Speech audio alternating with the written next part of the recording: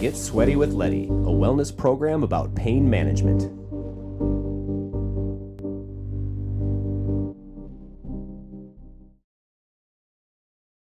Hello, welcome to Get Sweaty with Leddy, a wellness program about pain management. On my show, we're going to talk about all types of pain, from physical, mental, invisible, visible, external, internal, sport-related, work-related, and even those times when you wake up and you roll out of bed only to tweak something in your back, your neck, your shoulder, enough to bother you all day long. The types of pain that just stick with you and prevent you from being who you are. And you know what? We're gonna do this all naturally, because the goal of this program is to prevent you from the cyclical trap of doctor visits, prescriptions, and even surgery. So come on inside, let's get sweaty. Here we are inside the changing room of the sauna. We're gonna be primarily using this beautifully crafted sauna built by Excelsior Sauna. And a lot of this is gonna be Minnesota based, but that shouldn't stop anybody from listening around the world. One, pain is universal, and it's something that I speak fluently. Two, Minnesota is a wellness hub of the world. Many of the world leaders in every aspect of health call Minnesota their home. From training to research, clinical applications, medical devices and payers such as United Healthcare, who's been a global headline ever since the unfortunate murder of CEO Brian Thompson, a Minnesotan. Minnesota also enjoys numerous quality of life advantages, such as our 4 seasons, our abundance of clean water, and our geographical protection from the worst effects of climate change. So that's why we're here, that's why we're in a sauna, and it's time to go fight some pain.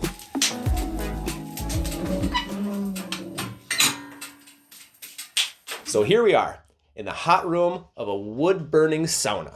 One of my favorite places in the entire world. You might be wondering what gives me the credibility to talk about pain. Well, I've lived a life of pain since I was 11 years old, so just over 29 years, and all of my pain stems from one single incident while playing hockey. It was when I was a peewee, so I'm 11 years old, and this is my first shift as a peewee, and this is checking hockey back in the day. So I'm out there on the ice, playing in my first game with older kids, and I'm a little intimidated because it's first year of checking hockey, right? So I want to do my best. And during that shift, a puck got dumped into the corner. I'm chasing after it, and lo and behold, a giant baby Huey motherfucker just plows me into the boards at full speed. Now, I went in head first. I'm on the ground. I'm just riling back and forth, screaming, can't breathe. It's like one of those scream can't breathe, trying to catch my breath, trying to gain some sort of understanding on what's happening to me at that moment. So, I end up getting taken off on a stretcher, taken into an ambulance, into a hospital where, they're looking at x-rays of my neck because I went in head first. So basically, let me just demonstrate for you. I was checked from behind and went in like this, but I was fortunate to get my head up. So I went in face first. I'm sure that looks fantastic in a sauna. So as I'm sitting in the doctor's office, the doctor's looking at x-rays. He's asking me all these questions. I'm telling him that it really hurts to walk. And he's looking up here for any sort of injury in these x-rays. They took x-rays of my back as well, but the main focus was up in my neck area where I had the main point of impact. So because they didn't see anything in my neck, they said I was fine. I told them that my back really hurt, and they just said, "You're bruised, you're really lucky." So that's what the doctor said, and that's what I believed, because the doctor's always right? So in this case, I ended up going back to the arena. I ended up making it in time to shake hands with the opponent's team, sans baby Huey, of course, because he was kicked out of the tournament along with some of the ridiculous parents that were defending his actions. But that's where my pain started. I was told that I was okay, told that it was just a bruise.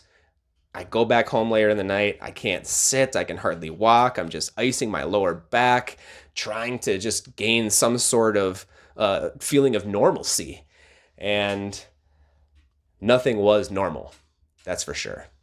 But I continued to play hockey, and I continued to just deal with what was initially told it as a bruise. So then that really just started this ping pong effect of injuries that I would experience throughout my life. 2 years later, almost to the day, I had a non-contact ACL tear. So I had my first ACL surgery at 13. And that was likely due to compensation patterns from fighting this pain that I was dealing with when I was checked from behind. And then a year later, I'm playing baseball and I collapsed running to first base. Couldn't even walk. Ended up going to the doctor. They're looking at the same x-rays that were taken a couple years earlier, comparing them to new x-rays.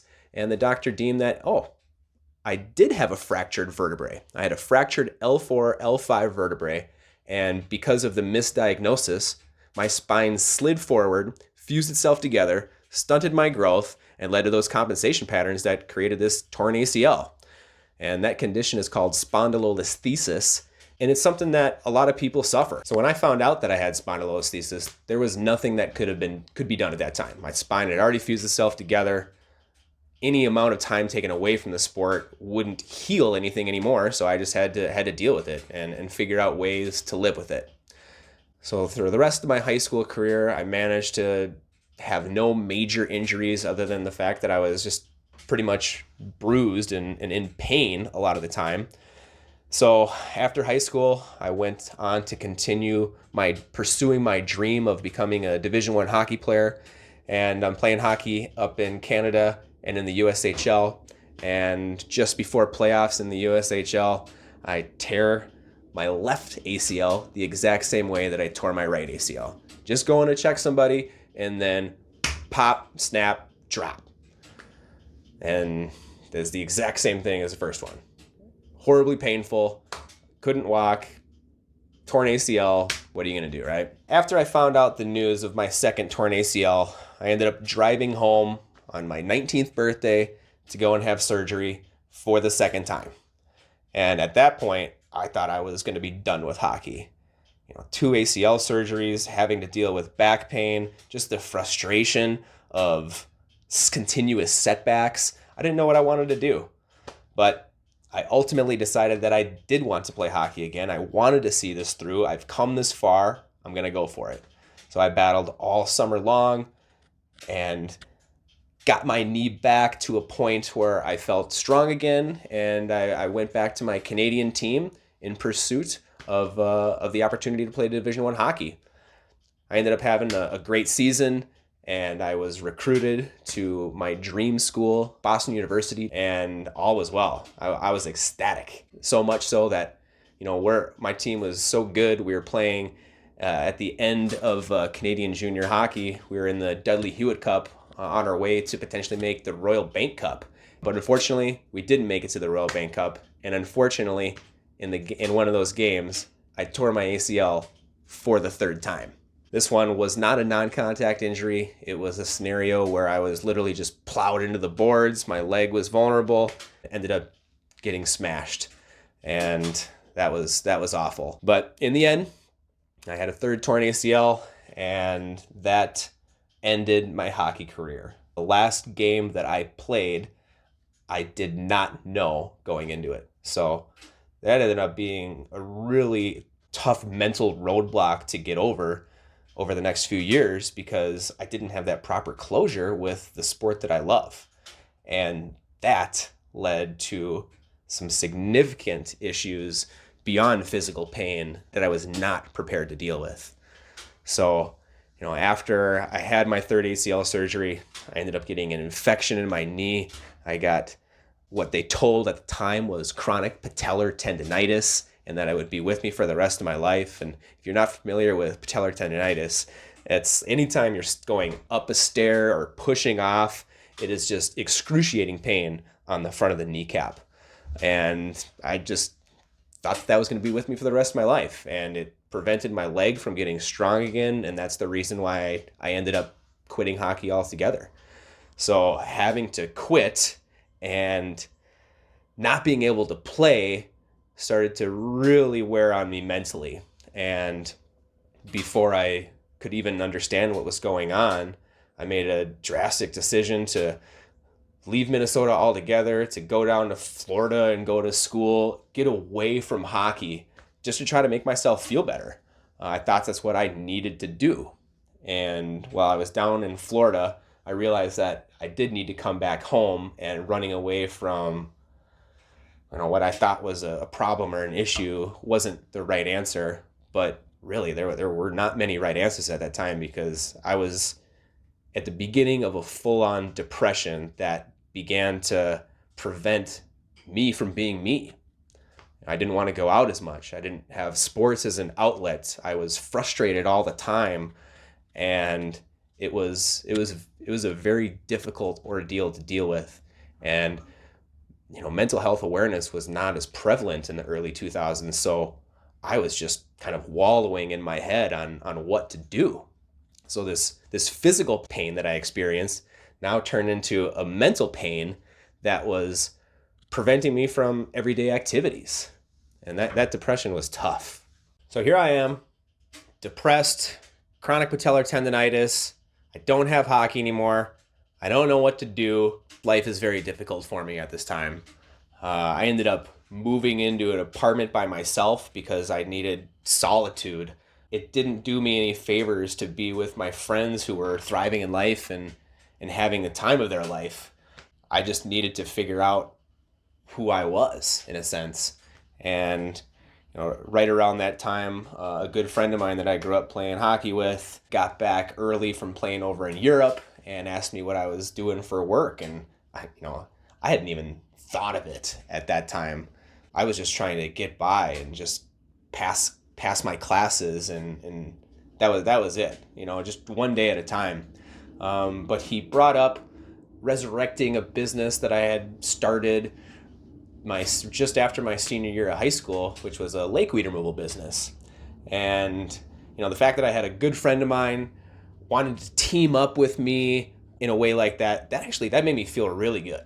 So I was like, yes, let's bring this back. So that summer was the first time I actually started to get out of my depression. And a lot of it had to do with working with my friend, having a purpose, being outside, getting natural sunlight, moving my body. And, believe it or not, like, moving my body actually made my knee feel better. I'd always just been told to rest, avoid things. I was doing some rehab exercises for it. And, it just slowly just got a little better, which was fantastic. And it allowed me to be more active and to do this physically, or this laborious job in the summertime. But a couple summers went on. I ended up starting to feel horrible pain in my hip, to the point where I'm pushing a wheelbarrow and every step started to hurt. And then I end up reaching out to a hip specialist, and I go and I see him, and I come to find that I have a torn labrum in my hip, partially torn hip abductor muscles, and hip dysplasia. Awesome. No wonder I am struggling pushing a wheelbarrow, right? So I ended up having to do something about it. I took a cortisone shot, which was very interesting, but very effective, fortunately. I couldn't afford to have surgery because I'm working a business. This is my only means of income, and if I had to take myself away, I'm not making anything, and I'm in excruciating pain. So I am very grateful that the cortisone shot worked. But that didn't prevent me from getting in pain. It actually made matters worse, because it masked all this pain here, gave me false hope that I could operate normally, and then all of a sudden I end up having horrible nerve pain shooting down my left leg. And I had no idea where this is coming from, and it was just unbearable. I couldn't sit at home, I couldn't drive in a car, I couldn't sleep. It was on my mind at all times. Anytime I was just hanging out with friends, I'd be bouncing back and forth. I could never sit still. I could never be present in a conversation, because I was always trying to talk to myself about how I get out of this pain. Like, why am I feeling this pain? Why is this going on? It would just eat at me and prevent me from engaging in a normal social matter. And I dealt with this for the better part of 2 years. I would see chiropractors that would sign me up for 10 sessions and tell me they had all these tricks for me. And I would see doctors, and doctors say I need to fuse my vertebrae and get a discectomy and do all of this. And I'm like, that. I need to, there's got to be something else out there for me. And fortunately, I was able to find something. My nephew at the time was a rookie in the NHL, the National Hockey League, and I was able to get connected with his agent, believe it or not, who is, I describe it as a modern day shaman. And he hooked a machine up to me called an ARP wave machine, and it worked wonders. He also did a few other tricks on me that we'll get into down the road, because we'll dive into each injury specifically as we get going here. These are all just the cliff notes of everything so that you can understand where I'm coming from and why I'm here right now to help you. So ended up getting this herniated disc issue pretty much under control. This ARP machine was so effective, I ended up purchasing it and using it as a strengthening tool and a rehabilitation tool so that I could perform. And I was able to perform pretty damn well. Not only could I do my job in the summertime, but I was asked to play volleyball by a friend, and all of a sudden here I am playing volleyball again. And that was invigorating.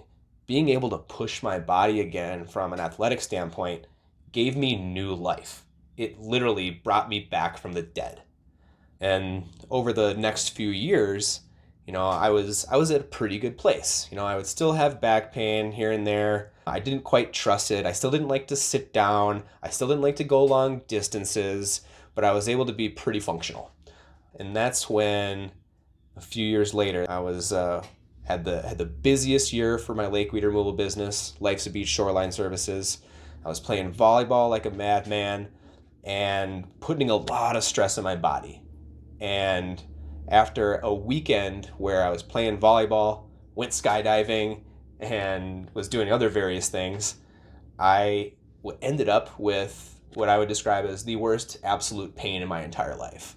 It was like a slow feeling of discomfort that came over me to the point where I couldn't lay down, I couldn't sit down, I couldn't sleep. You couldn't suspend me in space without feeling excruciating pain. And I didn't know what to do. I was screaming. My girlfriend at the time, who's now my wife, she brought me to the emergency room, and doctors are just looking at me like I'm just like a foreign object. Like, what do I do with this screaming individual? And what do you think they did? They tried to give me every possible pain pill that they could. They had no answer for me. So as I left the doctor's office, just in incredible pain, I didn't know what to do. But my girlfriend, she decided, she goes, well, what about Neil? Why don't you reach out to him? And I'm in no state of communication here at this moment in time. And I'm like, I call him, whatever. And within that phone call, he's like, get on over here, come over to my house.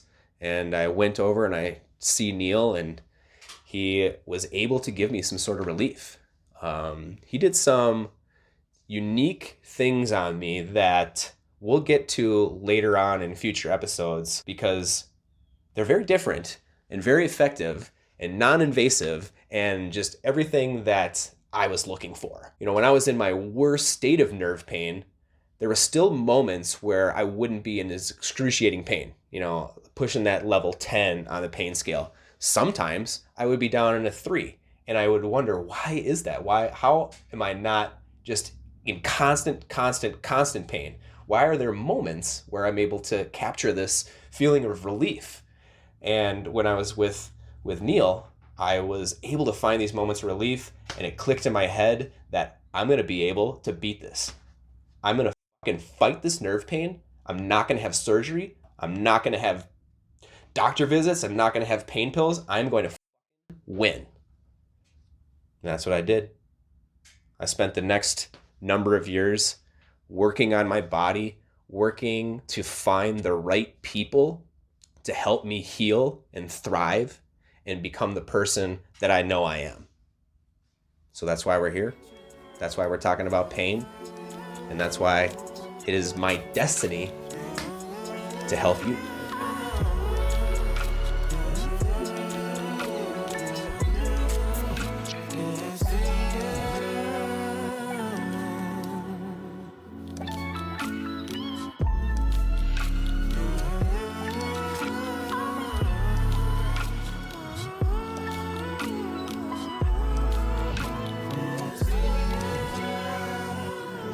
Whew!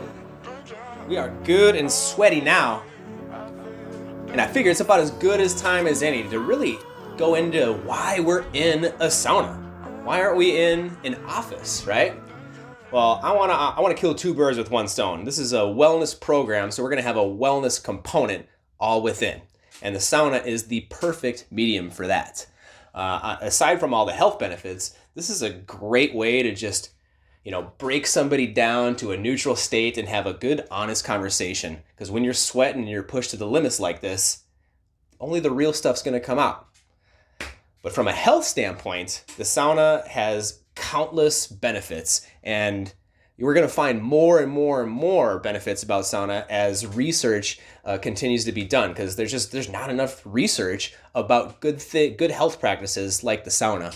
But what we do know is that it reduces stress, it improves your sleep, it'll boost your heart rate and maintain a healthy blood pressure levels, it'll provide pain relief, it lowers your risk of dementia and Alzheimer's, it'll improve your immune system, it acts as a detoxifying process, and it improves your mental health. Also, one of my favorite things is just the communal aspect of a sauna. Sitting in here, sitting on the bench, talking to somebody, getting down to the important things of life, having intentional conversations that are going to benefit not only the people that are sitting in here at the sauna, but all of you. Because as I mentioned before, the whole goal of this is to find natural ways to fight pain. And there aren't too many more natural things than the sauna.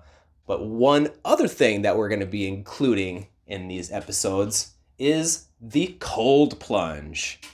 So we're going to hop out now that we're good and hot and sweaty, and we're going to go take a dip in the cold plunge, learn a little bit about that. Ooh, gotta love this treacherous walk down the docks from the sauna to the hole. But today we've got an atypical Minnesota winter. We're going to be pushing 40 degrees. So the water is going to be about 33 degrees. Usually usually the water temperature is still going to be a little warmer than the air, but not today. We got wacky winters here in Minnesota these days. But that's not going to stop us from enjoying one hell of a cold plunge experience.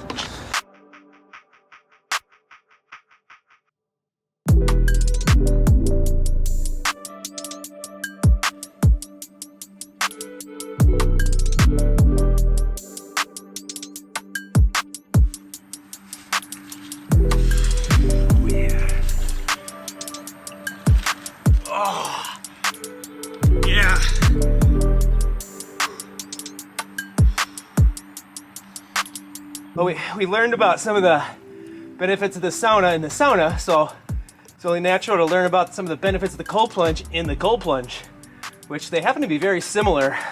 You're gonna get enhanced mood and focus, reduced inflammation and muscle soreness, improved recovery from physical performance, improved immune system, improved resilience and stress management, as you can see right here, right now. And it just helps with mental clarity like you wouldn't believe. The feeling I get when I exit the cold plunge is a feeling like no other. Any pain that I had is vanished. And granted, it's gonna come back, but just like with icing feels better, and then your pain comes back, so you gotta keep persistently doing that. And with cold plunge, you're gonna have way more of an effect from just even 30 seconds in a cold plunge compared to an icing session, because you're having a lot of benefits from the contrast therapy between the hot and the cold. And we'll get into some contrast therapy when we're sitting back in that sauna, because right now I'm just gonna concentrate on the task at hand.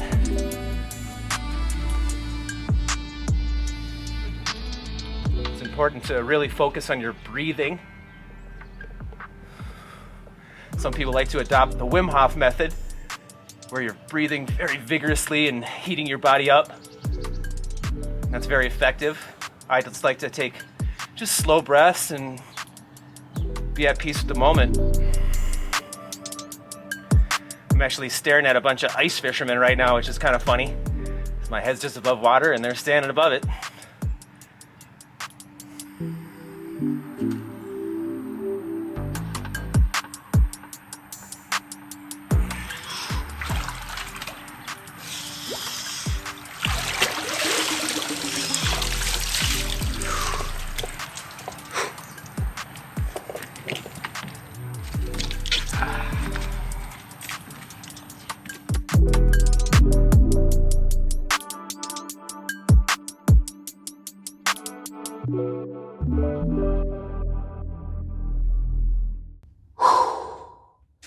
It never ceases to amaze me how good I feel after hot cold therapy.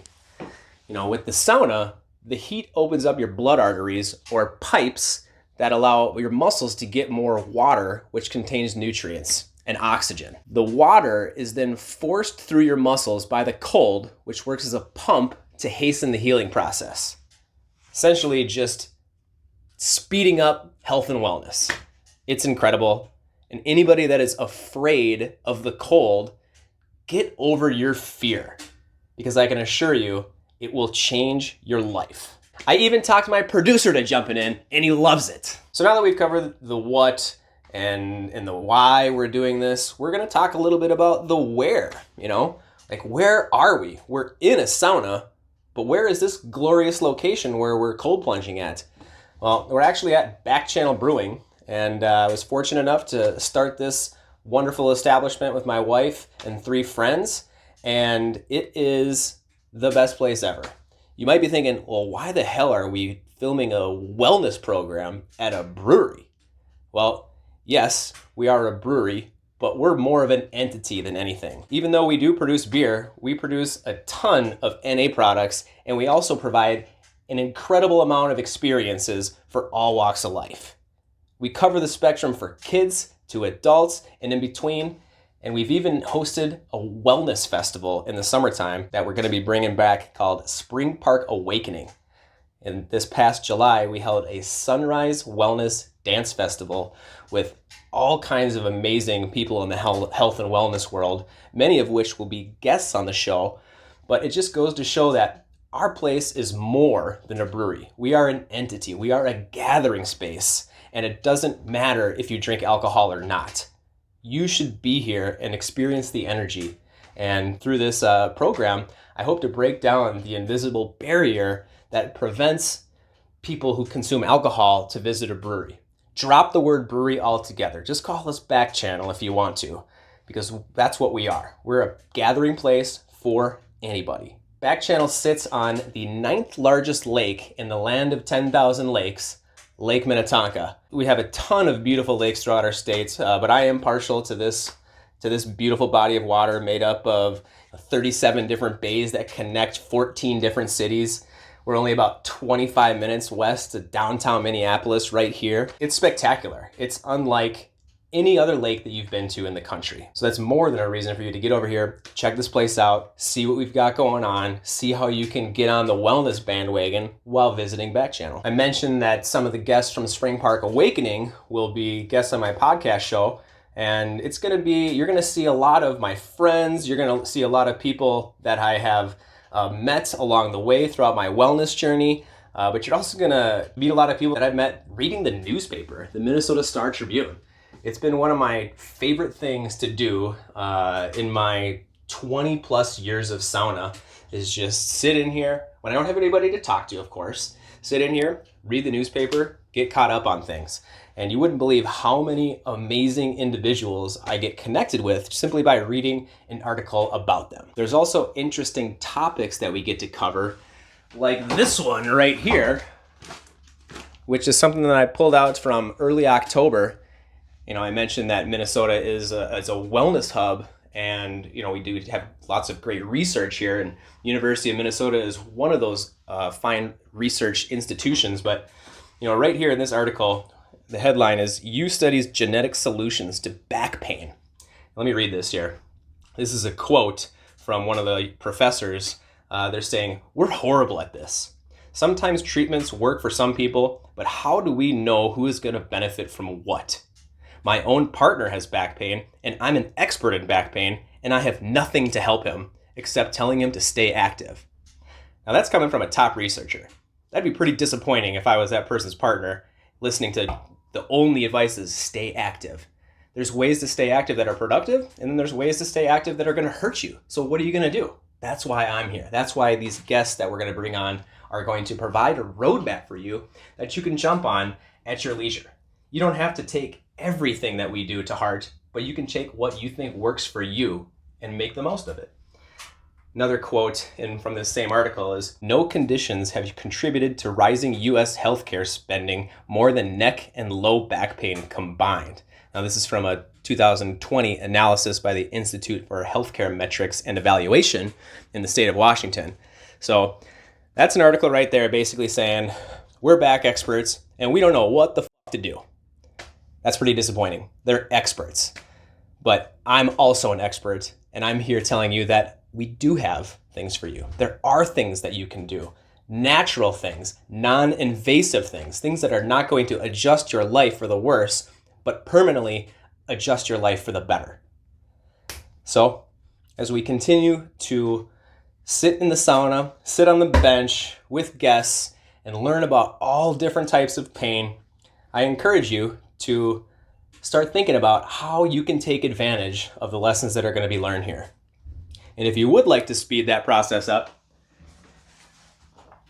you can pick up a copy of my book that I wrote this past year. You know, not only is this podcast really important to me, but this book is essentially my life's work, talking about all the injuries that I've had, how I overcame them, and what they meant to me, what that means to me now, and how I'm operating under the same principles from this book to allow me to thrive and sit here and talk to you. So with that said, I think it's time to put some water on the rocks here, get this thing a little steamy, and keep on with the cold plunge and hot therapy.